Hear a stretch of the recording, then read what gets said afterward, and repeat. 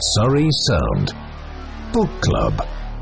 So once again, I'm here at Red Hill Library with Tina, and I'm joined by someone else this time as well. I'm Meg Gibson. I'm the Senior Stock Officer for Surrey Libraries.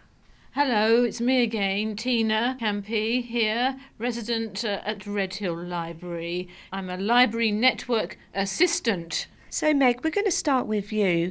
The books for the library, where do they come from? The majority of them are actually from our supplier. So libraries have like a supplier that supplies all the books. So most of them come from there. We do occasionally take donations, but most of the donations we use to supplement library income because, as you probably know, libraries are struggling these days. So quite often that's where the donations go, is to help your struggling library. So how do you decide what is right for which library?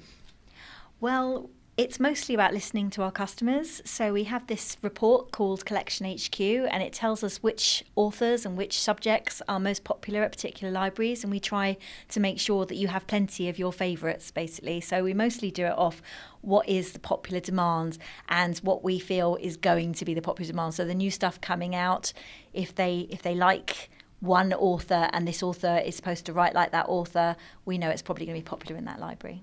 So is that what you think about when you're choosing the stock? Yeah, it is. It's definitely always what we keep in mind is what people want. I mean, we get offered a couple of thousand books each month, basically, and we have to act on what we think our customers are going to like. And so we look at the patterns of what it gets lent out, and we just pick what people want, or we try to anyway. So you don't work here at Red Hill Library. Mm-hmm. You work for a few libraries in East Surrey. Is each library different? Absolutely. I mean, we've got some big libraries, like Red Hill's relatively big in comparison to a lot of the libraries I look after. I also look after Merstham, which is obviously a lot smaller library. And it's not just sizes of libraries, because obviously it's like with the different sizes of Tesco's.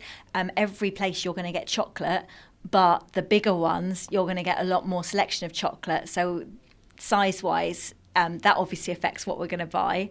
But also it's different authors are popular in different libraries as well. So it's not necessarily the same taste all across the area that I look after. So there are many books in different categories. Does it take you a long time to sort them out? Well, we don't tend to sort them out ourselves. Basically, they come from the supplier already with their stickers on and their Dewey numbers on. So all we do is put them in the right place. So a lot of that work gets done for us. So the biggest work for us is when they come into the libraries and we've then got to shelve them all. Oh, well, that's helpful, I guess, isn't it? It's one job done. Yeah, exactly. So do different libraries hold different stocks of books? Yep. So, for example, we have a special art collection at Epsom, which is very well known. So they obviously have a different kind of books. And also we've got a performing arts library in Dorking. So they have very specialised books as well. And then, like I said before, there's a sizing issue as well. So like the bigger libraries are going to get more stock. And also, like I said, we listen to what popular demand is as well in certain libraries. So if you have a library where a lot of teenagers go, you might have a lot more teenage stock than a library where not that many teenagers tend to go to that library. So the teenage stock tends to be a lot smaller. So you say you have a performing arts library. It's in Dorking, I understand. Why Dorking in particular and not Red Hill? I think historically it's always been in Dorking for as long as I can remember. It certainly was when I was doing my work shadowing there when I was at sixth form. But in recent years, we've been really, really lucky because Denby's, when we were losing the building that we had before, Denby's stepped in and offered us a place on their land. So we're actually at Denby's Wine Estate, which is a fantastic place because then you can go to your performing arts library, pick up your plays if you're in an Amdram group, for example, and all have a wine tasting next door before you go home. So what is the difference between the performing arts library and an ordinary run-of-the-mill library? specialism basically. They have specialist people working there whose main interests are various elements of performing arts. They've also got the Vaughan Williams collection. They have collections of plays that Amdram groups can pick up. They also have orchestral scores, so an entire orchestra can go in and take all the different musical instrument scores from there. And they have a lot of biographies on like famous film actors and ballerinas and all kinds of stuff. It's just all focused on performing arts, basically. So presumably people will travel to that specific library. Absolutely, and we have people who just have exclusive memberships to performing arts because that's the kind of thing that they need. But we also, if you're a member of Surrey, you can go to performing arts, obviously, as well. So, yeah, people travel from all over, and it's a good thing.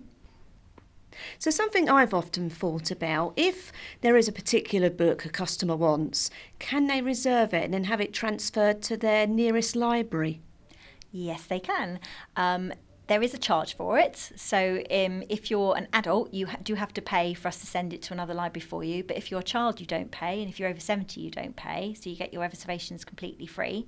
And you can also order them to any Surrey library, and you can drop them off at any Surrey library. So, for example, if you ordered a book and you had it picked up at Red Hill, if you were then going to be working in Epsom when it was due back, you could drop it off at Epsom Library. Something else I've often thought about as well, if your book is late back and you get a fine, where does that money go? That's an interesting one because it basically goes to Surrey County Council, but we have certain targets that we have to hit as a library. We have to make a certain amount of money, and that changes every year. We get a certain amount that we're told that we have to make. So, although we have to make that money, it doesn't go straight back into buying books. I wish it did, but it actually goes to the council. But, you know, on the bright side, although it sounds like it's not going to books, the more we make, the more budget we'll get to be able to buy you new stock. So it does count in that way. So have you other resources for making money other than just fines? Oh, yeah, of course. We rent out DVDs. We rent out talking books. We also have a small amount of things that we sell. So some libraries have local history books that they sell. Some libraries have various kinds of bits of stationery, and also we have bags that we sell as well, and chart media, and we also do children's events, and we do author events occasionally, so we do events that make money as well. So we do as much as we can to bring money into the library service. Surrey Sound Book Club. It's April's Book Club, and I'm talking to Tina and Meg from Red Hill Library. It's springtime, we've just had the clocks going forward. What's on the list for recommended reads this month? Okay, so you should be getting out now into your gardens, at least thinking about it. You should be toiling your soil out there, and perhaps you might like to get read the RHS How Do Worms Work? How do worms work? Well, it's a question and answer book. It's a well-worn staple gardening writing by Guy Baxter, who is the RHS's Chief Horticultural Advisor. It livens up the format and makes this book a joy to read, with answers to questions like how do bulbs know when to come up, and why does that pest eat my favourite plants, but it always ignores the weeds? I don't know why these creepy crawlies that don't eat the weeds up, but tend to eat your favourite tulip bulbs. Who knows why? This book, the RHS How Do Worms Work by Guy Barter, that's a top read so far. The other one that I found is Wildflowers of Britain, a month-by-month book, which is lovely. We all love our wildflowers, and that's by Margaret Erskine Wilson, and it's a jewel of a book, apparently, containing watercolour paintings of British native plants arranged by flowering month. The painter, Margaret Erskine Wilson, was an amateur botanist and watercolourist who produced her work for over 45 years, starting out as a guide to help a friend learn the names of service tree, bladder companion and bird's eye. So that's another one. So it's a lovely time to be out in your meadows approaching and actually seeing what wildflowers you can actually identify. So that's another book that you could possibly pick up from our library. The New Small Garden by Noel Kingsbury. If you're starting out on a new garden in 2017, a lot of people move houses this time of year, and of course there's a lot of youngsters out there who haven't a clue about doing their gardening. This is a book out. It's a great source of ideas of actually how you start your gardening, be it on a small enterprise, so that's another one. And there's another book here going back to weeds, Wonderful Weeds by Madeline Harley. Don't knock the weed, don't knock it, it's just a flower in the wrong place. That's all it is, all right? So your dandelion is very pretty. Most gardeners are plant blind when it comes to what we consider to be weeds. Dandelion can mean anything with a yellow flower, and beyond nettles and daisies, the rest is just greeny that's getting in the way of what we want to grow. Well, it isn't.